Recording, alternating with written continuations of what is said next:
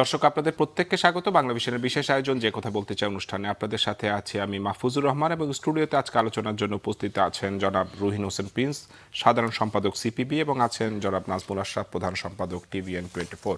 আপনাদের দুজনকে স্টুডিওতে স্বাগত। প্রিন্স ভাই, এই সরকারের তো 4.5 মাস পূর্ণ হলো এবং এই 4.5 মাসের ভিতরে কিন্তু আসলে অনেক ক্ষেত্রে আমরা অস্থিতিশীলতা দেখতে পাচ্ছি এবং কয়েকদিন পর পরই নতুন ইস্যু তৈরি হচ্ছে। এমনটা হওয়ার আসলে কারণটা কি? ধন্যবাদ আপনাকে। আমি যারা শুনছেন শুভেচ্ছা জানাচ্ছি, নাজমুল আশরাফকেও ধন্যবাদ জানাচ্ছি। আমার মনে হয় খুবই, যদি আপনি সাধারণভাবে আমরা দেখি যে সরকারটা ক্ষমতায় আসলো, আমরা তো একটা গণ অভ্যুত্থানের মধ্য দিয়ে এই সরকার ক্ষমতা আসলেন এবং এই গণ অভ্যুত্থানটা হয়েছে দীর্ঘ একটা স্বৈরাচারী শাসনের বিরুদ্ধে। এবং স্বৈরাচারী শাসন মানে তো কোনো ব্যক্তি না, বিষয়টা হচ্ছে যে তারা জনগণের কোনো স্বার্থই রক্ষা করে নাই। অগণতান্ত্রিক শাসন, এমনকি শেষ হত্যাযজ্ঞ পর্যন্ত করলো। তা যাই হোক, তাহলে যারা ক্ষমতায় আসলো, তাহলে এসে শুরুতে তো মানুষেরকে একটা শান্তি দেবে, স্বাচ্ছন্দ্য দেবে। তা যখন সেই কাজটা তারা করতে পারলো না, তখন কিন্তু সংকটগুলো ঘনীভূত হচ্ছে। এবং আমার কাছে মনে হয় এইটা তো তারা কোনো রাজনৈতিক সরকার না, বা অতীত এই ধরনের রাজনৈতিক অভিজ্ঞতা নেই। তাহলে শুরুতে তাদের যেটা প্রয়োজন ছিল, কারণ এইরকম অভূতপূর্ব সমর্থন বাংলাদেশের ইতিহাসে মুক্তিযুদ্ধের পর ছাড়া তো কোথাও এরকমের সমর্থন পাইনি, এটা কেনা জানে। কিন্তু সেই জায়গায় আমি এটা এখন কি আমরা অনেকদিন ধরে বলে আসছি যে শুরুতে তারা কাগজে কলমে যতই বলুক না কেন রাজনৈতিক দলের কথা, তারা তো আস্থায় নিল না এবং এখনো পর্যন্ত দেখছি সেই কাজটা তারা করলো না। আস্থায় যদি নিত, তখন যদি তারা অগ্রাধিকার ভিত্তিতে যে কি কাজ করতে হবে ঠিক করলে কিন্তু কাজটা করতে পারত। আমি এই প্রসঙ্গক্রমে খালি একটা কি বলবো, স্মৃতি আওড়াইতে চাই বোঝার জন্য, যেহেতু কোশ্চেনটা আপনি তুললেন। আমরা প্রথম যখন 12ই অগাস্ট ওনাদের আমন্ত্রণে দেখা করলাম, তখন আমরা কিন্তু এই কথাটা ওনাকে সাথে সাথেই বললাম, যদিও ওই দিন ইস্যু ছিল না, তবু আমরা বললাম যে আপনারা শুরুতে এমন কোনো বিতর্কিত কাজ আশা করি করবেন না যেটা নিয়ে প্রশ্নবোধক হয়, এবং মানুষের যে নিজস্ব সংকট সেটা সমাধান করেই কিন্তু আগাতে হবে, এবং সবাইকে আস্থায় নিয়ে। তখন একজন উপদেষ্টা, তিনি কিন্তু সাথে সাথেই প্রধান উপদেষ্টার সাথে যখন কথোপকথনের জন্য তিনি কথাটা নিজের কাছে নিয়ে বললেন যে ঠিক আছে, এটা তো ভালো, আপনারা চিন্তা করেন, তাইলে আমাদের ঠিক এইরকম, আমি যদি শব্দগুলো ভুল না করি, যে 7 দিনের কাজ, 1 মাসের কাজ, 100 দিনের কাজ কি যদি আপনারা ভাবেন বলেন। তো আমরা বললাম সেটা তো আপনাদের জানতে চাইতে হবে, জানতে চাবেন কিনা। তখন বললেন অবশ্যই, আমরা সেপ্টেম্বর মাস থেকে আমাদের এই ধরনের বিষয়ক সংলাপ শুরু করব। তা ধরুন, বোঝার জন্য যদি ওই দিন আমাদের কথা বলছি না, তাহলে অন্য রাজনৈতিক দলের সাথে যদি কথা বলতো, শুধু তারা ছাত্রদের সাথে অন্যদের, যে ভাই আমার কাজ কি অগ্রাধিকারটা ঠিক করার, তাইলে হতো। কিন্তু আমি তো আজকে 4.5 মাস পরে বলতে এখনো তো নাই, দ্বিধা নাই, যে এখনো পর্যন্ত সেই সংলাপটা তো তারা শুরু করলেন না। রাজনৈতিক দলগুলোকে আপনি বলছেন আস্থায় নিচ্ছে না, মানে তাহলে আসলে কাদেরকে আস্থায় নিচ্ছে? এটাই তো কথা, সেটাই এখন তো কথা। যদি বলেন এই প্রশ্নের সঠিক উত্তর আমি জানি না শুধুমাত্র ইউনূস সাহেব ছাড়া আর কেউ দিতে পারবেন কিনা, এবং উনিও ঠিক মতো দিতে পারবেন কিনা এই সন্দেহ হয়। যেমন আজকে দেখলাম এই সরকার একজন উপদেষ্টা, তিনি একটা ঘটনাকে কেন্দ্র করে বললেন যে আপনারা আমাদেরকে অনেক সময় দায়ী করেন, আমাকে বলেন, কিন্তু উচিত তো অমুক উপদেষ্টার সাথে কথা বলা, তিনি কেন করলেন না? তার মানে আপনি এখন কে চালাচ্ছে, আপনি এই কথার উত্তর দেন। আজকে একটা অনুষ্ঠানে আমি মিডিয়াতে শুনলাম তিনি বলেছেন, কিন্তু যেটা সাধারণভাবে ধারণা করা যায়, আমি জানি না এটার পেছনে নেপথ্যে আরও কিছু আছে কিনা, যে এইখানে যে ছাত্ররা, এটা একটা এইবারের আন্দোলনের প্রধান শেষ দিকে এসে, আমি শেষ দিকে বলবো, কারণ আন্দোলন তো গত 1 যুগ ধরে রাজনৈতিক দল, বিভিন্ন শ্রেণী পেশার মানুষ গড়ে উঠেছে, ভিত্তি রচনা করেছে, তার মধ্যে আমরা সহ, তার উপরে দাঁড়িয়ে এটা হয়েছে। নাহলে তো এই কয়দিনে হওয়ার কোনো কারণ নেই, বা ওদের সাথে কথা বলেন, ওরাও ভাবে না যে এই কয়দিনে এই ধরনের ঘটনা ঘটবে। একটা ভিত্তি না থাকলে তো হয় না। আর শেষে গভর্নমেন্টের এমন অপকর্ম হয়েছে, মানুষ রুখে দাঁড়াইছে, কেনা জানে। কিন্তু হয়তো তাদের সাথে কথা বলছে, 2-1 জন উপদেষ্টার কথা শুনে যা মনে হয়, তা সেটা তো মনে হয় যে সে ব্যক্তি যা মনে করে সেটাই যেন শুনে চলতে হবে। এমনকি প্রেস সেক্রেটারি এবং অন্য যেটা আছে, তাদের কথা শুনে মনে হয় তারাই যেন ডমিনেট করছে। তো অনেক সময় তো বলতে ইচ্ছা করে যে দয়া করে তাকে ওই পদ থেকে হয় উপদেষ্টা বানান, অথবা ওই পদের দায়িত্ব কি। আমরা এতদিন ধরে তো দেখে আসছি, আপনারা এখানে নাজমুল আশরাফ ভাই আছেন, আপনি সাংবাদিক, তাদের কর্মকাণ্ড আপনারা ভালো জানেন, সেটা তো হচ্ছে না। তার মানে হয়তোবা কোনো ছোট গোষ্ঠী পরিচালনা করছে, অথবা একটা হজরবলের মধ্য দিয়ে পরিচালিত হচ্ছে। বা এইখানে কোনো সমন্বয়গতভাবে হচ্ছে বলে মনে হয় না। আর সমন্বয়, আমি খালি এই কথাটা বলি, অনেক সময় সমন্বয় বললে এটা মনে হয় সমন্বয় হলেই যে সব হইতো, আমি ব্যক্তিগতভাবে তা মনে করি না। যদি শুরুতে আপনি অধিকাংশ মানুষের যারা প্রতিনিধিত্ব করে, আমি কোনো এক দলের কথা বলছি না, আমি ছাত্রদের সহই বলছি, তাদেরকে আপনি আস্থায় নিয়ে যদি ঠিকমতো পরিকল্পনা করতে পারতেন এবং প্রয়োজনে, আচ্ছা এটা করতে যেয়ে দেখলাম এর আগে অগ্রাধিকার অন্য কাজ, আপনি সাথে সাথে নিয়ে যদি করতেন সবাইকে আস্থা নিয়ে, তাহলে আজকে যে 4.5 মাস পরে যে সংকটের কথা আমরা তুলছি, বা এই যে তাদের প্রতি যে ইতিমধ্যেই যে আস্থাহীনতা শুরু হয়ে গেছে, এইটা ঘটতো বলে আমার মনে হয় না। ঠিক এই একই বিষয়ে একটু আশরাফ ভাই আপনার কাছে জানতে চাই, সাথে আরেকটা বিষয় জানতে চাই যে সরকার যদি রাজনৈতিক দলগুলোকে আস্থায় না নেয়, রাজনৈতিক দলগুলো কি সরকার আস্থায় নিচ্ছে? ধন্যবাদ মাহফুজুর রহমান, প্রিন্স ভাইকে শুভেচ্ছা। দেখেন, এই সরকার কোনো প্রস্তুতি নিয়ে আসে নাই। একটা অভ্যুত্থানের পর হঠাৎ করে তারা দায়িত্ব নিয়েছে, ফলে তাদের হোমওয়ার্ক করার, প্রস্তুতি নেওয়ার, পরিকল্পনা করার সময় ছিল না। কিন্তু দায়িত্ব নেওয়ার পর থেকে যে কথাটা প্রিন্স ভাই বললেন, আমি বহুবার বলেছি, সব দলকে সাথে নিয়ে যদি তারা কাজটা করত, সবার অংশগ্রহণ নিশ্চিত করত, সবার পরামর্শ অনুযায়ী কাজটা করত, তাহলে হয়তো অনেক বেশি পরিকল্পিতভাবে এগোতো। এখন রাজনৈতিক দলগুলোকে আস্থায় নিচ্ছে না, এটা আমরা নানান ঘটনায় বুঝতে পারি। আবার যখন কোনো সংকট হয়, বড় ঘটনা ঘটে, সরকার একটু বেকায়দায় পড়ে, তখন আবার রাজনৈতিক দলগুলোর সাথে আলোচনা করে। এর মধ্যে কয়েক দফা আলোচনা করেছে, কিন্তু এই আলোচনাগুলো না কেবলই আপনি আমার বাসায় আইসেন, চা খায় চলে যান, এই টাইপের।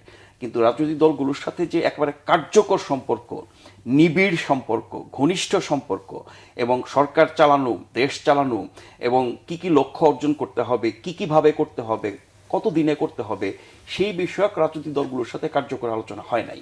রাজনৈতিক দলগুলো তাদের অবস্থান থেকে বলে, সরকার তাদের অবস্থান থেকে বলে, মাঝে মধ্যে বেশ বিরোধ মনে হয়, কখনো কখনো দেখা যায় সেই বিরোধ আবার ঘুচে যায় যখন প্রধান উপদেষ্টা নির্বাচন, সংস্কার এগুলোর ব্যাপারে সুনির্দিষ্টভাবে কথা বলেন।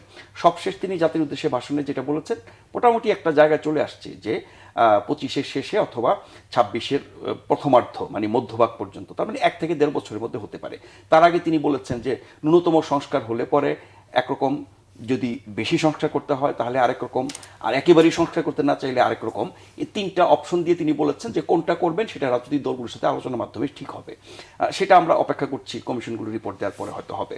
তার আগে নির্বাচন নিয়ে, সংস্কার নিয়ে যেসব বিরোধ আমরা দেখি, প্রধান উপদেষ্টা বলেন এক কথা, তার উপদেষ্টারা বলেন আরেক কথা, এবং প্রধান উপদেষ্টা যখন জাতির উদ্দেশ্যে ভাষণ দিয়ে বলে ফেলেন নির্বাচন এবং সংস্কার সম্পর্কে সুনির্দিষ্ট বক্তব্য, তারপরে যখন একজন ছাত্র উপদেষ্টা এর বিপরীতে কথা বলেন, তাহলে বোঝা যায় যে প্রধান উপদেষ্টার চেয়ে ওই উপদেষ্টা হয়তো বেশি গুরুত্বপূর্ণ বা বেশি প্রভাবশালী।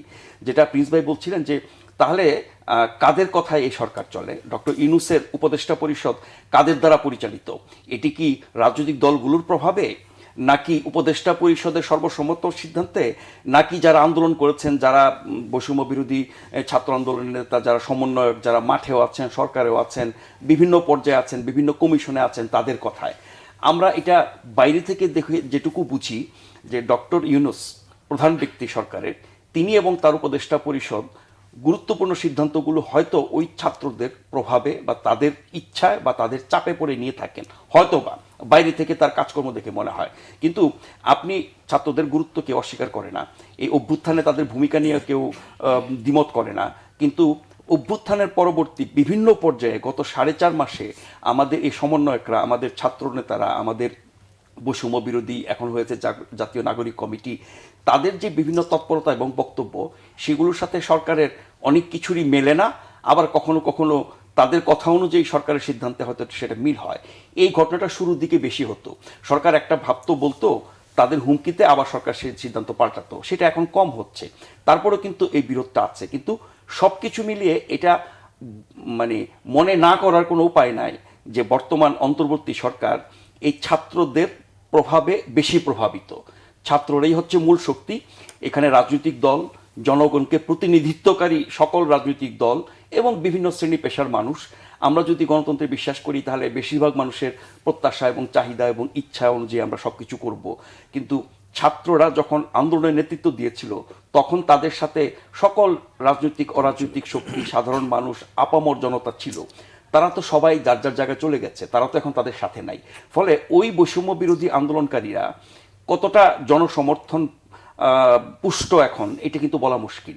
এবং জাতীয় নাগরিক কমিটির, তারা একটা রাজনৈতিক দল করতে যাচ্ছে, সেই রাজনৈতিক দল তৈরি করা, প্রতিষ্ঠিত করা, তার আদর্শ উদ্দেশ্য নিয়ে না বলি, কিন্তু একটি নতুন রাজনৈতিক দল তৈরি করা, সেটাকে প্রতিষ্ঠিত করা, সেই দলকে নির্বাচনে অংশগ্রহণ করানো, এবং তার মধ্য দিয়ে তারা যে নতুন বাংলাদেশ, নতুন রাজনীতির কথা বলেন, অতীতের সব খারাপ না, যা কিছু ভালো সেগুলোকেও তারা পাশ কাটিয়ে অস্বীকার করে, সেগুলোকে তুচ্ছতাচ্ছিল্য করে, ইতিহাস থেকে শুরু করে মুক্তিযুদ্ধ, যা কিছু আমাদের অর্জন এবং এই 53 বছরে আমাদের রাজনৈতিক দল, রাজনৈতিক নেতা, রাজনীতিবিদ দের যা কিছু অবদান, সব কিছুকে খুবই হেয় তুচ্ছতাচ্ছিল্য করা, একেবারেই ছুঁড়ে ফেলে দেওয়ার মতো অবস্থা করে আমাদের সংবিধান, আমাদের ইতিহাস, আমাদের ঐতিহ্য, আমাদের অর্জন, আমাদের যা কিছু সাফল্য, সব কিছুকে যে একেবারে বাদ দিয়ে নতুন করে জিরো থেকে আবার সব কিছু শুরু করতে চান, সেই কাজটা করার জন্য যে রাজনৈতিক দল তারা গঠন করতে চান, সেই দল তৈরি হওয়া, শিশু থেকে কৈশোরে যৌবনে গিয়ে হৃষ্টপুষ্ট হয়ে শক্তিশালী হয়ে নির্বাচনে জেতার মতো অবস্থা না হওয়া পর্যন্ত কি আমরা অপেক্ষা করব? বা সংস্কারের নামে কি সেই পর্যন্ত সরকার যেতে চায়? এরই মধ্যে মির্জা ফখরুল কিন্তু এই কথাটা বলেছেন, আর অনেকে বলছেন। এই আশঙ্কাগুলো দিন দিন ঘনীভূত হচ্ছে এই কারণে যে সরকার যা বলছেন এবং এই ছাত্ররা যা কিছু চাইছেন এর মধ্যে অনেক ব্যাসকম আছে, এবং সেই কারণেই কিন্তু রাজনৈতিক দলগুলো এরকম আশঙ্কা করে। এর বাইরে আবার নানান রকমের ভূ রাজনৈতিক খেলা, আঞ্চলিক আন্তর্জাতিক নানান রকমের তৎপরতা, বিভিন্ন সংকট, বাংলাদেশকে কেন্দ্র করে বাংলাদেশের আশেপাশের দেশের, দূরের দেশের, প্রভাবশালী দেশের, এই সব কিছু মিলিয়ে সরকার কি করবে, কোন দিকে যাবে, আমরা কতদিনে আবার একটা স্বাভাবিক রাজনীতিতে, গণতান্ত্রিক শাসন ব্যবস্থায় ফিরে আসব, স্বস্তি পাবো, জনগণের পছন্দের সরকার পাবো, সেটা বলা খুবই অনিশ্চিত হয়ে পড়েছে বলে আমার মনে হয়। বাট প্লিজ ভাই, আশরাফ ভাই যেটা বললেন যে শিক্ষার্থীদের সাথে সরকারের একটা ঘনিষ্ঠতা রয়েছে, রাজনৈতিক দলগুলোর একটা আস্থাহীনতা রয়েছে, এই জিনিসটার পরিণতিটা কি আসলে খুব ভালো হবে যদি রাজনৈতিক দল এবং শিক্ষার্থীরা মুখোমুখি হয় কোনো ইস্যুতে? হয়তো ভবিষ্যতে হতেও পারে, আশঙ্কা সেরকমের রয়েছে। সেটা হলে কি আমাদের জন্য যে আমরা নতুন বাংলাদেশের স্বপ্ন দেখি, সেই স্বপ্নকে বাস্তবায়ন করা যাবে? মোটেই না, তো খুবই ক্ষতিকর হবে। এবং আমি বহুদিন ধরে যে কথাগুলো বলি, আপনি কতকগুলো দিকে ক্ষতিকরের দিকে খেয়াল করেন। একটা খেয়াল, মানে কথাগুলোর পুনরাবৃত্তি তবু বলতে হয়, পুরো যে গণ অভ্যুত্থান, এই যে হাজারো মানে শ্রমিক, ছাত্র জনতা যে জীবন দিল, তাহলে এই প্রশ্ন আসবে না যে তাহলে এটা কী করলাম? এই যে হাজার হাজার আহত, অতীতে কোনোদিন কি এরকম আমরা দেখেছি যে এখনও বিছায় পড়ে আছে, তাদেরকে আমরা এখনও কিন্তু ঠিকমতো পুনর্বাসন করতে পারি নাই, তাদের এগুলো করতে পারি নাই, তাহলে সেইটা কী হবে? আরেকটা বড় ঘটনা কি ঘটবে বলেন তো? সেটা হচ্ছে এইবারের এই যে সর্বশেষ গণ অভ্যুত্থানে যেভাবে শিশু থেকে শুরু করে বয়স্ক লোক, ছাত্ররা গেছে, পরে পরিবার নিয়ে গেছে, আবার পরিবারও অন্যদেরকে নিয়ে গেছে, তাহলে এই যে মানুষের আকাঙ্ক্ষা, এই আকাঙ্ক্ষা যদি একবার ফানুস হয়ে যায়, আপনি ভবিষ্যতে এই ধরনের একটা ঘটনা খারাপ জায়গায় ঘটবে না? এবং এই দিন যত ঘটবে, এই আমাদের চরিত্রের একটা আছে, তখন মানুষ কি মনে করবে, এর থেকে বোধহয় আগে ভালো ছিলাম, এর থেকে খারাপ চিন্তা আর কি হতে পারে? তাহলে শুধুমাত্র এতটা, এই যে আমরা প্রায় 1 দশক ধরে যে আন্দোলন করে যে স্বৈরাচারকে উচ্ছেদ করার মধ্য দিয়ে আমরা স্বৈরাচারী ব্যবস্থা উচ্ছেদের কথা করতে চাইলাম, আকাঙ্ক্ষাও কিন্তু তাই আসলো। যেমন ব্যবস্থা আমরা করতে চাই যাতে স্বৈরাচার ফিরে না আসতে পারে, একটা যে বৈষম্য মুক্তের আকাঙ্ক্ষা, তাহলে সেই ঘটনা তো ঘটবে, তা সেইটাই তো হলো না। আমি জাস্ট একটা প্রসঙ্গ করে বলি, কারণ আলোচনা আপনি বলার পরে আচ্ছা ভাই যখন কথা বলছেন মনে হচ্ছিল, ধরুন একটা খালি পপুলার উদাহরণ দিই, যদি আস্থাটা রাজনৈতিক দলের এটা রাখতো, আচ্ছা না রাখলে তোমরা, ওরা যদি ভালো করে করতে পারতো আমাদের তো অসুবিধা নেই, আমরা অন্য কাজেই তো ব্যস্ত থাকতে চাই, কারণ আমাদের তো এখানে চা খাওয়ার জন্য যাওয়ার দরকার নেই, সময় দেওয়ারও দরকার নেই, কারণ আমাদের একটা রাজনীতি আছে, আমরা যার যার রাজনীতিটা করবো এবং মানুষের কাছে আগামী নির্বাচনে যাব, মানুষ ম্যান্ডেট দিলে এইবার করবো, না আগামীতে যাবো, সুতরাং আমার সময়টা তো এখানে ব্যয় করছে। আমরা কিন্তু ওনাদের এখানে যে সময় দেওয়ার জন্য এটা বলছি না, ওনাদের চা খাওয়ার জন্য সময় কিন্তু আমাদের কাছে না, কিন্তু বোঝার জন্য বলি। আমি বলছি, যেমন ধরেন যে আলোচনাগুলো হলো, এটা একটা আত্মসমালোচনা আমার ব্যক্তিগতভাবেও আছে, কারণ ওনারা যেবার ডেকেছেন আমরা তো গেছি, হয়তোবা আমরা একটা কাজ বলা উচিত ছিল যে আপনি অনেক সংস্কার করতে চান, আগে বাজার ব্যবস্থার সংস্কার করেন। আমরা এই আলোচনাটা করি নাই, কিন্তু কথার কথা ধরেন রাজনৈতিক দলগুলোকে আস্থায় নিলে প্রথমবার না বললেও দ্বিতীয়বার যেয়ে কিন্তু আমরা বলতাম যে এখন অন্য কাজ আপনি করতেছেন ভালো, কিন্তু ইকোনমিস্ট এবং অন্যদেরকে নিয়ে বাজার ব্যবস্থা সংস্কারের সুনির্দিষ্ট কাজ ঠিক করেই ঐক্যমত্য করে আপনি ভূমিকা নেন, তাহলে আপনি পারতেন। আলটিমেটলি বাজার ব্যবস্থা সংস্কার ছাড়া আপনি বাজারে কিচ্ছু করতে পারবেন না, এটাই রিয়েলিটি। তাহলে আপনি এই জায়গায় আপনি আনতে পারতেন যে ঠিক আছে, আইন শৃঙ্খলা বাহিনী এখনও বুঝলাম দোসরদের অমুক আছে তমুক আছে, তাহলে কি করব? তাহলে তখন রাজনৈতিক দলগুলো, যেহেতু আমাদের থেকে অবয়বে আরও বড় দল আছে সারা দেশে, তার যেহেতু বিস্তৃত কর্মী বাহিনী আছে, তাদেরকে কাজে লাগাবো কিনা আমরা চিন্তা করতে পারতাম যদি আস্থায় নিতাম। কিন্তু আপনার উদ্দেশ্য যদি অন্য কিছু থেকে থাকে, আপনার বলতে কোন আপনার আমিও কিন্তু বলতে পারছি না, কারণ এখানে আপনি বলতে অনেক গ্রুপও মনে হচ্ছে, কিন্তু শেষে সাধারণভাবে মানুষ মনে করে ওই ছাত্র কয়েকজনের ডোমিনেশনে করছে। তো এখন কথাটা উনি তুললেন বলে বলি, এবং রিসেন্টলি দেখলাম এই যে বয়স 17 বছর আরও অনেক অনেক কথাগুলো যেটা নিয়ে আসছে, যেটা এই সময় অপ্রয়োজনীয়, যেটা রাজনৈতিক দলগুলোর যদি বডি ল্যাঙ্গুয়েজ শুধু না ওপেন ল্যাঙ্গুয়েজগুলো বুঝে থাকেন বা তারা যদি কিছুটা আস্থায় নেন, তাহলে এইটা অপ্রয়োজনীয় ছিল। তাতে মনে হয় কালক্ষেপণ করে কিছু করতে চাইছে, কিন্তু ওইটা করতে গেলে কোনো কাজই ঠিকমতো করতে পারবে কিনা সন্দেহ। তার আরেকটা কারণ আগের যেটা বলেছি মনে রাখতে হবে, একটা হচ্ছে পুরনো পতিত শক্তি, তারা কিন্তু চাইবে ডিস্টার্ব করা এবং ফিরে আসা।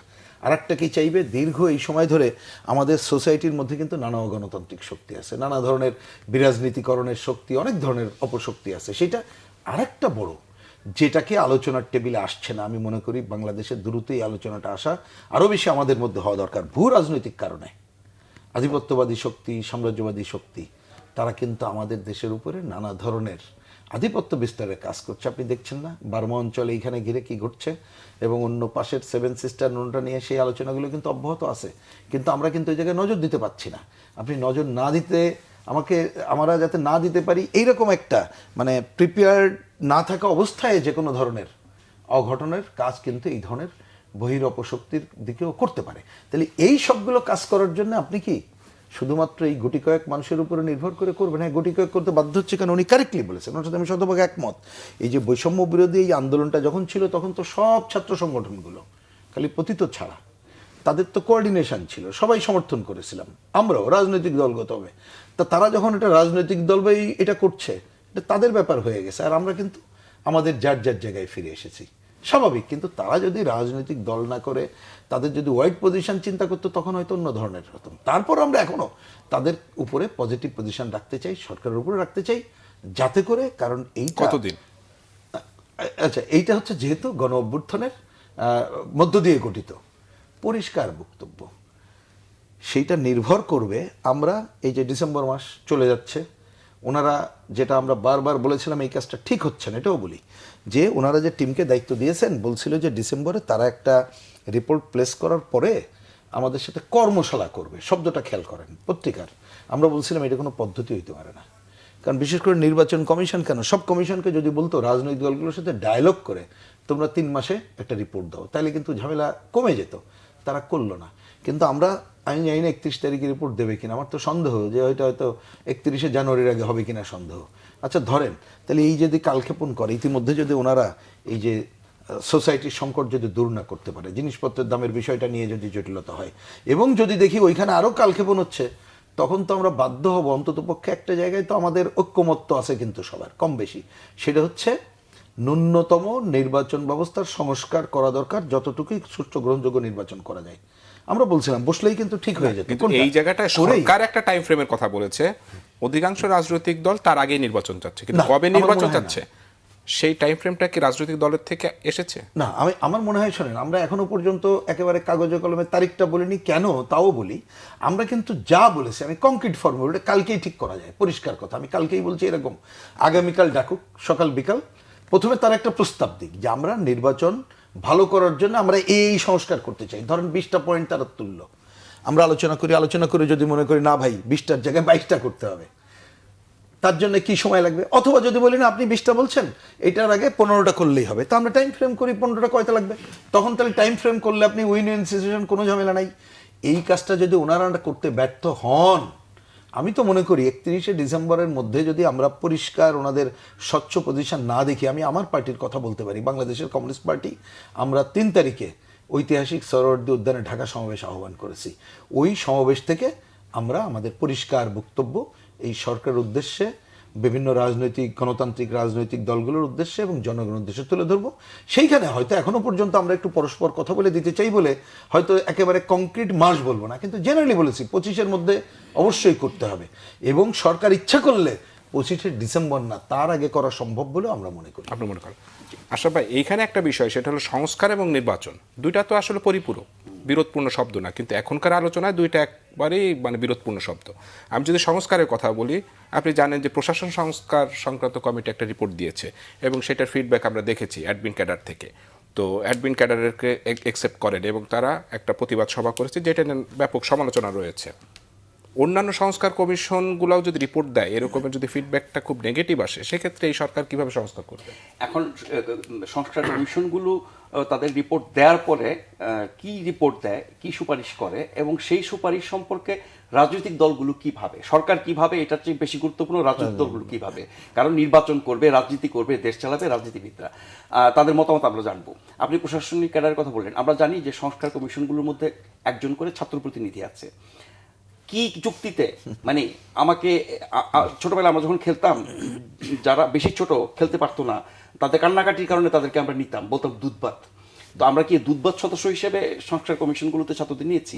ইন্টার পাস একটা ছেলে আপনার প্রশাসনিক সংস্কার সম্পর্কে কি অবদান রাখতে পারে, প্রশাসনিক সংস্কারে সে কি ইনপুট তার পক্ষে দেওয়া সম্ভব? দোষটা তার না, সে ইন্টার পাস, এখন আন্ডার গ্রাজুয়েট পড়াশোনা করছে, এই ছেলেটা প্রশাসনিক সংস্কার কমিশনের সদস্য। আপনি কি দুধবাত সদস্য রাখছেন? আর সে যা করেছে, এই যে সাম্প্রতিক ঘটনা আমরা সবাই জানি, তার যে ঔদ্ধত্য দেখলাম, সাংবাদিকদেরকে সে যেভাবে অপমান করেছে, এবং কমিশনের প্রধান তিনি কিন্তু চুপচাপ ছিলেন, কিছু বলেন না। যখন সাংবাদিকরা প্রতিবাদ শুরু করেছে তখন তিনি হস্তক্ষেপ করেছেন, এবং উল্টো সেই আপনার এই ছাত্র সদস্য যে কমিশনের, তার পক্ষ নেওয়ারই তিনি চেষ্টা করেছেন। এখন আপনি কি তাহলে আন্দোলনকারী ছাত্রদের ভয়ে সবকিছু করেন, তাদেরকে খুশি করার জন্য সবকিছু করেন, নাকি তাদের শক্তি, সামর্থ্য, ক্ষমতা, জনসমর্থন, জ্ঞান, বুদ্ধি এত বেশি যে এদের ছাড়া চলবে না? আবারও বলছি, আন্দোলনে তাদের ভূমিকা এটা ইতিহাস হয়ে থাকবে। একজন ছাত্র, সে ছাত্র, পড়াশোনা করবে। আমরা তো ছাত্র পরিচয়ে এখন সবকিছু করতে দেখছি। তাহলে ওনারাই যদি দেশ চালান, ওনারা যদি সরকার চালান, ওনারাই যদি সংস্কার করেন, ওনারাই যদি সব কিছুতে নেতৃত্ব দেন, ওনারা যদি মাঠে থাকেন, ওনারা যদি হুমকি দেন, ওনারা যদি টিভি চ্যানেলে গিয়ে লোকজনকে আপনার বহিষ্কার করতে বলেন, তা সব কাজ তারা করছে, তাহলে সরকার কি করছে? আর সব কিছু যদি তাদের দ্বারা করাতে হয়, তাহলে সরকার কিছু করার দরকার নাই, এটা যেমন ঠিক। আর আমরা দেশের দায়িত্ব কাদের কাছে দিতে চাই? জনপ্রতিনিধিদের কাছে দিতে চাই। তারা কি জনপ্রতিনিধি? তারা কি নির্বাচিত? মোটেও না। তাহলে একমাত্র একটা সুষ্ঠু নির্বাচনের মাধ্যমে যারা নির্বাচিত হবে তারাই জনপ্রতিনিধি। জনগণের সামগ্রিক ক্ষমতা তাদের হাতে আমরা তুলে দিই, তারাই দেশ চালাবে এবং তাদের মতো করে। বাংলাদেশ সৃষ্টি হয়েছে রাজনীতির মাধ্যমে। বাংলাদেশের 53 বছরের অনেক চড়াই উতরাই হওয়ার পরও বাংলাদেশ যে আজকের জায়গায় এসেছে, সেটাও রাজনীতির কারণে। আপনি রাজনীতিবিদ, রাজনৈতিক দলের অসংখ্য ভুল ত্রুটি, সমস্যা, দুর্বলতার কথা বলতে পারেন, কিন্তু বাস্তবতা হচ্ছে রাজনীতির কোনো বিকল্প নাই। শুধু বাংলাদেশে কেন, পৃথিবীর কোথাও রাজনীতির বিকল্প নাই। সেই রাজনীতিতে যে সমস্যা আছে, সংকট আছে, দোষ আছে, আপনি সেগুলো দূর করার চেষ্টা করেন। কিন্তু আমরা তো দেখছি সংস্কারের নামে রাজনীতিকে নাই করে ফেলে দেওয়ার চেষ্টা, বা প্রচলিত রাজনীতি যারা বাংলাদেশ সৃষ্টি করা থেকে শুরু করে এই পর্যন্ত বাংলাদেশকে নিয়ে এসেছেন, তাদের সবাইকে নাই করে দিয়ে আপনি নতুন রাজনৈতিক শক্তির উত্থান ঘটাবেন, এবং সেই রাজনৈতিক শক্তি কেমন হবে, কি তার লক্ষ্য উদ্দেশ্য হবে, সেটা আমরা কিছু কিছু আলামত তাদের কথাবার্তা, কাজকর্ম থেকে দেখতে পাই। এবং ধরেন এই যে একটা সংস্কার কমিশন বলছে ভোটারের বয়স কমাতে হবে, সংসদ নির্বাচনে প্রার্থী হওয়ার বয়স কমাতে হবে। এটা তো একটা শিশুও বোঝে। আপনি পোলাপানদেরকে সুযোগ দেওয়ার জন্য এটা করছেন। তার মানে আপনি যা কিছু করতে চাইছেন সংস্কারের নামে, সব কিছুর উদ্দেশ্য হচ্ছে সেই শ্রেণীটাকেই অগ্রাধিকার দেয়া, তাদেরকে সুবিধা দেওয়া, তাদেরকে রাজনীতি করা, তাদেরকে নির্বাচন করা, তাদেরকে ক্ষমতায় আসা, দেশ পরিচালনার সুযোগ দেওয়া। নিশ্চয়ই প্রাপ্তবয়স্ক যে কারো সেই সুযোগ আছে, অধিকার আছে, আইন আছে, সমস্যা নাই। তাই বলে আপনি অন্যদেরকে বঞ্চিত করে কেন, অন্যদের প্রতি অবিচার করে কেন, অন্যদের প্রতি অন্যায় করে কেন? আপনি ফেয়ার ইলেকশনে আসেন। আপনি এই ছাত্ররা 100টা দল করুক, কোনো সমস্যা নাই। প্রচলিত দলগুলো সাথে তারা নির্বাচন করবে, প্রতিযোগিতা করবে, জনগণ যাকে বেছে নেবে তারাই হবে। তাদের বেছে নিলে তারা তাদের মতো করে দেশ তৈরি করবে। হ্যাঁ, তারা তাদের মতো যে দেশ তৈরি করবে, সেই দেশটা কেমন হবে আমরা তাদের নানান কথা থেকে শুনি। এই যে অভ্যুত্থানের শক্তি, তাদের মুখে আমরা শুনি বিজয় দিবস মানি না, 71 মানি না, মুক্তিযুদ্ধ মানি না, কিসের স্বাধীনতা, আমরা তো 71-এ স্বাধীন হইনি, আমরা 48-এ স্বাধীন হয়েছিলাম, বাংলাদেশে মানুষ কিছু করে নাই। স্বাধীনতা আন্দোলন, স্বাধীনতার যুদ্ধ, স্বাধীনতা যুদ্ধের পূর্ববর্তী ইতিহাস, তাতে যাদের মানে ঐতিহাসিক অবদান, সেই মানুষগুলোকে যারা তুচ্ছতাচ্ছিল্য করে অপমান করে, যারা আগের প্রজন্মকে মানুষ মনে করে না, কথায় কথায় অপমান করে, এবং তারা কেউ কিছু করে না, সব কিছু তাদেরকে করতে হচ্ছে, তারা করবে, তারা তাদের বাংলাদেশ তৈরি করবে, এই প্রজন্মের হাতে ভবিষ্যৎ কি হবে বাংলাদেশের, এটা নিয়ে আমার যথেষ্ট শঙ্কা আছে। আপনার সেই সংখ্যা আছে। আমি একটু প্রিন্স ভাইয়ের কাছে জানতে চাই যে সংস্কার কমিশনের রিপোর্ট, আমি যেটা আশরাফ ভাইয়ের কাছে জানতে চাচ্ছিলাম, যে প্রশাসনিক সংস্কার কমিশন একটা রিপোর্ট দিয়েছে এবং সেটার ফিডব্যাক আপনি দেখেছেন, অন্যান্যগুলা নিয়েও কি আপনি মনে করেন যে এরকম বিরোধ তৈরি হতে পারে? না, আমি এটা অবশ্য দেখলাম যেভাবে বিরোধ হয়েছে এটা কাঙ্ক্ষিত না। প্রথম কথা, আমার ধারণা এটা হচ্ছে যে গভর্নমেন্টের দিক থেকে আসলে যথাযথভাবে এই যে কাজটা উত্থাপন করা হয়নি, এটা শিক্ষা নিতে হবে। কেন আমি তাও একটু বলি আপনাকে। ধরুন, বিষয়টাকে আমি একটু আগেও বলেছি যে সংস্কার যখন কমিটি করলো তখন উনি ঠিকই বলেছেন, আমরা এটা নিয়ে কোনো আসলে তর্ক বিতর্কের মধ্যে যাইনি, যে আপনারা একটা করতেছেন, আমাদেরকে যে জিগাই করেন না, দেখি কি করি। বাস্তবে তাই, আমাদের এটা ছাড়া তো করার কিছু ছিল না, আমরা করি নাই। সুতরাং করে যেটা করলেন, কিন্তু এটা তো গভর্নমেন্টের দিক থেকে প্রথমে এটা প্রচার করা উচিত ছিল যে এইটা ভাই একটা সিম্পল প্রস্তাব, আমরা এই প্রস্তাব গ্রহণও করার ব্যাপার নেই, বর্জনও করার ব্যাপার নেই, এটা আমাদের প্রস্তাব না, এইটা আমরা রাজনৈতিক দলগুলোর সাথে ডায়ালগ করে ঠিক করব, তারা কতটুকু একমত পরে প্রস্তাব দেব, তারপরেই ওনাদেরকে বলা উচিত ছিল। কিন্তু আমার ধারণা হচ্ছে এরকম যে এই রকমের ওই যে যারা এটাকে প্রতিবাদ করছে বন্যরা বা সাধারণ মানুষের মধ্যে হয়তো এরকম একটা ধারণা ঘনীভূত হচ্ছে যে ওরা যেটা রিপোর্ট দিচ্ছে গভর্নমেন্ট তো প্রায় তাই করে ফেলবে। তাহলে সেইটাই যদি মানুষের মধ্যে ধারণা হয়, এটা কাটানোর দায়িত্ব তো হচ্ছে কি বলবো যে বর্তমান সরকারের। যেমন এই হচ্ছে, আমি ওই বিষয় বললাম, কিন্তু আমার ধারণা খুবই স্বাভাবিক। ধরুন আমাদের ইন্টারেস্টেড জায়গা যেখানে যদি বলি সংবিধান বিষয়টা নিয়ে বা নির্বাচন নিয়ে বা অন্য বিষয় নিয়ে হলে তো আমরাও সাথে সাথে রিয়াক্ট করবই। এই কারণে, কেন তাও একটা একেবারেই কংক্রিট পয়েন্টে আপনি বলি, দেখুন এই সংবিধান এবং অন্য বিষয় নিয়ে সংস্কারের আলোচনা এখনো চলমান। কমিটি রিপোর্ট দিল না, কিন্তু আমাদের প্রধান উপদেষ্টা, আমি সম্মান রেখে তার প্রতি বলতে চাই, উনি গতকাল একটা অনুষ্ঠানে যখন এই কথা বলেন, আমি যদি আমার শব্দটা ভুল না, আমি মনে করি 17 বছর হওয়া দরকার, এটা বললেন না? তো এটা বলা মানে কি? এটা তো যথাযথ হয়েছে কিনা আপনি বলেন, আমি যদি প্রশ্ন করি। কারণ এটা মানে হচ্ছে তো আপনি একজন সরকারের প্রধানে আপনি তো প্রভোগ করলেন, আপনার মতটা তো এইভাবে না বলাই উচিত ছিল। আপনি ইন্টারনাল মত দিতে পারেন, সেটা অন্য জিনিস। না, মানুষের আয়ু যেখানে বাড়ছে সেখানে তো বয়স বাড়ানোর কথা। আমি তারপরেও জিনিসটাকে ওই আলোচনার একটা বড় দাগে বলে আমি যাচ্ছি না, আমাদের অনেক ঘটনার মধ্যে ওর সাথে আছে জড়িত, সেটা নিয়ে আমি বলছি না। আমি বলছি তাহলে এটা বলার মধ্যে দিয়ে সংকট, যেমন সংকট তৈরি করেছেন যিনি এই সংবিধান সংস্কার কমিটির প্রধান, এটা ওনাকে বলে এসেছি বলে আমি রিপিট করছি, কারণ আগে যাকে করলেন তিনি তো আমরা চেনা মানুষ, সবাই আমরা জানি, তাকে বাদ দিয়ে যিনি করলেন তার দ্বৈত নাগরিকত্ব কিনা, তার থেকে বড় বিষয় হচ্ছে তিনি প্রথম দিনে এসে বললেন এই সংবিধান কি বলে নতুন করে লিখতে হবে। তো এই ম্যান্ডেট তাকে কে দিয়েছে বা আমাদেরকে কে দিয়েছে? আমাদের তো নাই। তা আমি বলছি যে দেখুন, হয়তো তারা এটা বলছে না, কিন্তু এই কথাগুলোই এমন সংকট তৈরি করছে আমাদেরকেও। তো যদি আমরা দেখি, আমরা হয়তো, যেমন আমি খোলা মানাই বলতে পারি যে প্রশাসন যেটা বলেন আমরা তো এখন দেখতে পারি। বিরতি নিয়ে আসি। দর্শক, এতক্ষণ আপনারা দেখছিলেন যে কথা বলতে চাই অনুষ্ঠান। এই পর্যায়ে ছোট্ট একটা বিরতি, বিরতির পরে আবার ফিরে আসছি আলোচনায়।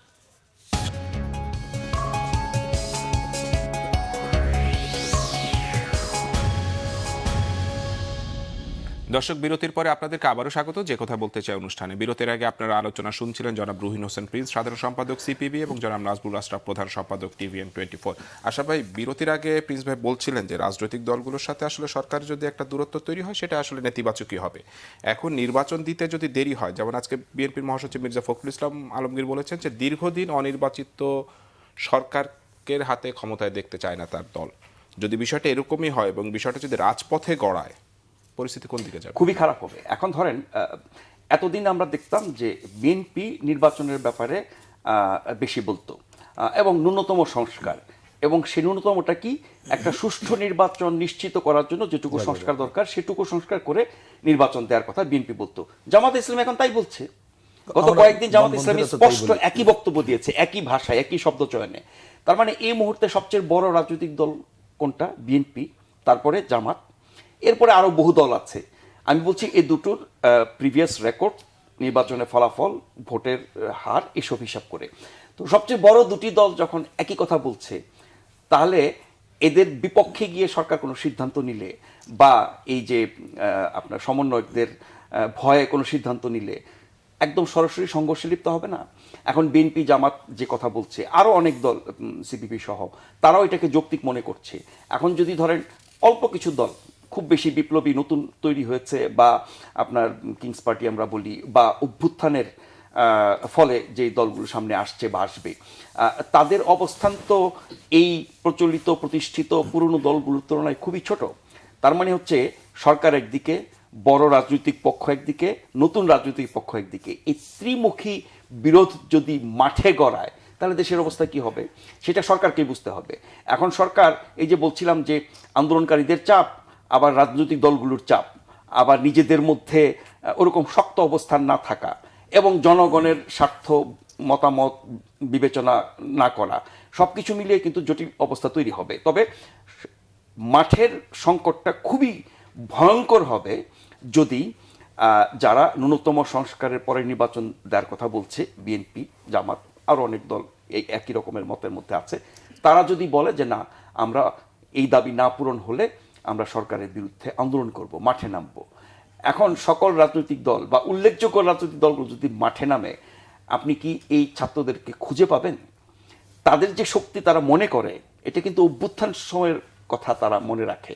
অভ্যুত্থানের সময় তাদের সাথে সারা দেশের মানুষ ছিল, আওয়ামী লীগ ছাড়া বা আওয়ামী লীগের সহযোগীরা ছাড়া। সেই শক্তিটা তো তাদের এখন নাই, তারা শুধু তাদের শক্তি নিয়ে আছে। এবং সেই শক্তি কতখানি আমরা সাম্প্রতিককালের কিছু কিছু অনুষ্ঠানে তাদের মাঠ পর্যায়ের যে উপস্থিতি দেখেছি, খুবই সামান্য, কিন্তু খুব বেশি না।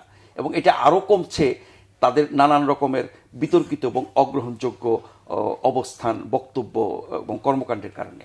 এখন দেখেন, আমরা ওই যে নতুন রাজনীতির কথা বলছিলাম, এখন নতুন রাজনীতি যদি বেশিরভাগ মানুষের মত, বিশ্বাস, পছন্দের বিপক্ষে যায়, রাজনৈতিক বাস্তবতার বিপক্ষে যায়, গণতন্ত্রের বিপক্ষে যায়, ইতিহাসের বিপক্ষে যায়, এখন প্রত্যেকটা দলেরই কিন্তু আপনার আদর্শ পুরুষ আছে। দলের প্রতিষ্ঠাতা হোক, দলের প্রয়াত নেতা হোক বা দলের জীবিত নেতা হোক, তাদের সে আদর্শ, তাদের যে অবস্থান, তাদের যে সম্মান, সেটাকে যদি কেউ হানি করে, তারা কি বসে থাকবে? নিশ্চয়ই বসে থাকবে না। সব কিছু মিলিয়ে আমি খুব ভালো রাজনৈতিক পরিস্থিতি সামনে দেখি না, যদি না সরকারি ব্যাপারে কঠিন কঠোর হয়। সরকার কঠিন কঠোর হওয়ার ক্ষেত্রে এই ছাত্রদের বাধা যদি তারা অতিক্রম করতে না পারে, কারণ তাদের মাথায় যদি ওটাই থাকে ছাত্ররা আমাকে নিয়োগ করেছে, ছাত্ররা আমাকে উপদেষ্টা, প্রধান উপদেষ্টা বানিয়েছে, ছাত্রদের কারণে আমি সরকারে এসেছি, এই ছাত্ররাই যে সব কিছু, এই ধারণা থেকে বের না হয়ে আসা পর্যন্ত এই সরকার, তার যে কোনো উপদেষ্টা বলি, প্রধান উপদেষ্টা বলি, তারা ছাত্রদের আবদারের কাছেই মাথা নত করবে। এখন সেই আবদারের কাছে মাথা নত করে ফল কি হবে? বা আপনি ছাত্রদেরকে খুশি রাখলেন, একটা শক্তিকে খুশি রাখলেন, কিন্তু অন্য যত শক্তি আছে, অন্য যত পক্ষ আছে, রাজনৈতিক দলগুলোর কথা আমরা বলছি, রাজনৈতিক দলের বাইরে কি মানুষ নাই? নানান শ্রেণী পেশার মানুষ আছে, তাদের বিভিন্ন সংগঠন আছে, সমিতি আছে, সংস্থা আছে। আচ্ছা, আমি আপনি যে পেশায় আছি, সাংবাদিকতা পেশায়, সাংবাদিকদের বহু দোষ আছে। বিগত সরকারের আমলে আমাদের সংবাদ মাধ্যম, বিশেষ করে টেলিভিশন, কি ভূমিকা নিয়েছে, কেন নিয়েছে, না নিলে কি হতো, না নেয়ার পরিণতি কি হয়েছে, সেগুলো কিন্তু আমরা জানি। কিন্তু এই অভ্যুত্থানকারী শক্তি যখন এসে বলে যে সকল গণমাধ্যম, সকল সাংবাদিক সবাই ফ্যাসিবাদের দোষর, এখন যদি আপনি সঠিক ভূমিকা পালন করতে চান, তখন আপনাকে বলা হবে ফ্যাসিবাদের দোষর। তার মানে আমি ফ্যাসিবাদের আমলে ভয়, ভীতি, জীবনের শঙ্কা, আরও অনেক বিপদের কারণে অনেক কিছু করতে পারি নাই, বা কিছুটা করেছি, অথবা সুবিধার জন্য কিছু মানুষ তাদের তোষামোদি করেছে, পা চেটেছে, তেল মেরেছে। সেই কারণে এখনও যদি আমি সত্য কথা, উচিত কথা এবং সাংবাদিকতার যে কাজ, সাংবাদিকের বা সংবাদ মাধ্যমের যে কাজ, সেটা করতে গিয়ে যদি আমাকে হুমকি পেতে হয়, ভয় পেতে হয়, কারো কথা মাথায় আসে যে এটা বললে, এটা লিখলে, এটা করলে কি হবে, তাহলে কোথায় গণমাধ্যমের স্বাধীনতা? আমাদের প্রধান উপদেষ্টা বারবার বলেন, আপনারা নির্ভয়ে লিখুন, নির্ভয়ে বলুন, আপনারা যত খুশি সমালোচনা করুন, আপনারা আমাদের ভুল ধরিয়ে দিন, তাহলে আমরা ভালো কাজ করতে পারবো, শিখতে পারবো। আবার কোনো উপদেষ্টার বক্তব্যে মনে হয় সাংবাদিকদেরকে এমন ভূমিকা পালন করতে হবে যাতে তারা মাইন্ড না করে। স্বৈরাচারী বা ফ্যাসিবাদী সরকার সাংবাদিকদের ওই ভূমিকার বিরুদ্ধে কঠোর কঠিন ব্যবস্থা নিত, যেই ভূমিকা নিলে পরে তাদের ক্ষতি হয়, তাদের অন্যায়, তাদের দোষ, তাদের যা কিছু সেগুলো প্রকাশিত হয়। এখন যদি এই সরকারও একই ভূমিকা নেয়, বা কেউ কেউ যদি মনে করে যে আওয়ামী লীগের আমলে সকল গণমাধ্যম আওয়ামী লীগের চাটামি করছে, এখন সকল গণমাধ্যম আমাদের চাটামি করবে, আমি সরি টু সে। সব মিডিয়াকে চাটামি করেছে। আমি যদি বলি যে জুলাই আন্দোলন, না, আমি বলছি যে যারা স্বেচ্ছায় করেছে, কেউ কেউ বাধ্য হয়ে করেছে, কেউ কেউ করে নাই, এবং না করে অনেকে অনেক রকমের খেসারত দিয়েছে। ফলে 3-4টা ক্যাটাগরি আছে এখানে। আপনি যারা স্বেচ্ছায় করেছে সুবিধা পাওয়ার জন্য, শুধু তাদেরকে ধরে আপনি সবাইকে একাকার করে ফেলছেন। ঠিক একইভাবে এখন যে এই ফ্যাসিবাদী সরকার নাই, এখন আমি নির্ভয়ে কাজ করব, কথা বলবো, লিখবো, প্রকাশ করব। সরকার কেন, যে কোনো পক্ষের দোষ ত্রুটি যা কিছু আমরা তুলে ধরবো, দেশের স্বার্থে, জনগণের স্বার্থে, রাজনীতির স্বার্থে, গণতন্ত্রের স্বার্থে, সুশাসনের স্বার্থে, ন্যায় বিচারের স্বার্থে আমি আমার ভূমিকা রাখবো। সেটা কি মানুষ রাখতে পারছে বা রাখছে? আমার প্রফেশন, আমি জেনে শুনে দায়িত্ব নিয়ে বলছি, আওয়ামী লীগ আমলে যেমন কিছু কিছু গণমাধ্যম নির্বিচারে তাদের দালালি করেছে, এখন বহু গণমাধ্যম না, প্রায় সব গণমাধ্যম, আমি আবারও বলছি, প্রায় সব গণমাধ্যম এখন স্বৈরাচার, এই আপনার ফ্যাসিবাদী বিরোধী শক্তি, আন্দোলনকারী শক্তি, বৈষম্য বিরোধী আন্দোলন, নাগরিক কমিটি এবং সরকার তাদের চাটামি করছে। তার মানে কোথায় আপনার স্বাধীনতা, কোথায় আপনার দায়িত্ববোধ? আপনি এদিকে করছেন, এখন এদিকে করছেন। যদি এদিকে না করেন, আপনাকে বলা হবে ফ্যাসিবাদের খুব দোষর। বেশি লাভ নেই। সোসাইটিতে যা হয় বারবার গণমাধ্যম আসলে সেইটাই। ঠিক এই গণমাধ্যমের ভূমিকা যদি আমি বলি, যে গণমাধ্যম খুব সামান্য গণমাধ্যম হয়তো পতিত ফ্যাসিবাদী সরকারের মানে গোলামি করেছে, এর বাইরেও তো অনেক গণমাধ্যম ছিল। জুলাই আন্দোলন তো আমরা অধিকাংশ গণমাধ্যমে দেখেছি যে খুব পজিটিভ রিপোর্ট করেছে, এবং তখনও কিন্তু ওই সরকার ছিল, হ্যাঁ, আমি এবং তখনও কিন্তু খুব বড় প্রেশার ছিল গণমাধ্যমের। সবচেয়ে বেশি ঝুঁকি ছিল। আমি যদি বুঝে থাকি, ধরেন অধিকাংশ, সব না, মোটামুটি তো আমাদেরকেও ডেকেছেন, কথা বলেছি, আমরাও দেখেছি। আমি বলবো যে কিছু গণমাধ্যম ছাড়া রিস্ক নিয়ে অনেক গণমাধ্যম কিন্তু কথা বলেছে, এটা তো সত্য, এ নিয়ে কোনো দ্বিধাদ্বন্দ্ব নেই। কিন্তু সংকট হচ্ছে, যেটা উনি বললেন, আমাদের সিনিয়র সাংবাদিক মতিউর রহমান চৌধুরী মাঝে একটা সবাই তো বললেন যে সব তথ্য আছে কিন্তু আমরা লিখতে পারছি না। এই একটা অটো ভয়ের রাজত্ব বা অটো সেন্সরশিপের ধারা আছে, সেইটা ভেঙে যদি বের হওয়ার জায়গাটা আমরা আসতে পারতাম, কোথায় জানেন? খালিদ ইউনূস সাহেব বললেও আসছে না, কারণ একটা পেছন দিক থেকে একটা ভয় তাড়িত করছে, যার জন্য এইটা হয়। তাহলে সেইটা ভাঙারও তো দায়িত্ব এই সরকারের, সেই কাজটা কিন্তু হচ্ছে না। আপনি এই কাজ যদি না করতে পারেন, আপনি যে ওই যে কর্মসূচির কথা বললেন, আমি একটু খালি একটু যুক্ত করি ওইটার সাথে মিলাই। ধরুন আমাদের এই যে বললাম যে আমি 3রা জানুয়ারি আমাদের সমাবেশ থেকে, তো আমাদের তো কর্মসূচিতে যেতে হবে। আপনি বলেন তো, আগামীতে বাজেট আসছে, বাজেটের সব কাজ, জুনে বাজেট কিন্তু হলেও এটা মার্চ এপ্রিলের মধ্যে কমপ্লিট হয়ে যায়, আমরা জানি। তা আপনি যদি জিনিসপত্রের দাম কমাতে না পারে, আমরা তো কর্মসূচি তো দিতেই হবে। এতদিন আনুষ্ঠানিকভাবে দেইনি, কৃষকরা তো তারা খুশি উঠবে। এইবার কৃষক অঞ্চলে নিশ্চয়ই আপনি আপনার এলাকা সহ খবর রাখেন, সার নিয়ে, কীটনাশক নিয়ে যে জটিল কেস হয়েছে, উৎপাদনের খরচ বেড়ে গেছে। তাহলে আপনি তো এটাকে বাতিল করা যাবে না। আপনি ধরেন শ্রমিক অঞ্চল, যে পরিমাণ ছাঁটাই, কলকারখানা বন্ধ হয়ে যাচ্ছে, অলরেডি গেছে, বা অনেক কিছু বাস্তব কারণে বন্ধ হচ্ছে, তাহলে আপনি শ্রমিকের ন্যূনতম মজুরির দাবি, রেশনিংয়ের দাবি, অন্য যে দাবি, এই কাজগুলো নিয়ে কি মানুষ কি আর অপেক্ষা করবে? অনেক অপেক্ষা করেছে। তো আমি খালি নির্বাচন প্রশ্ন না, অনেক সময় মনে হচ্ছে খালি আমরা নির্বাচনে ব্যতিব্যস্ত, মোটেই না। নির্বাচন তো বলছি, যতটুকু সংস্কার করা দরকার সংস্কার ছাড়া আমরাও তো নির্বাচন চাই না।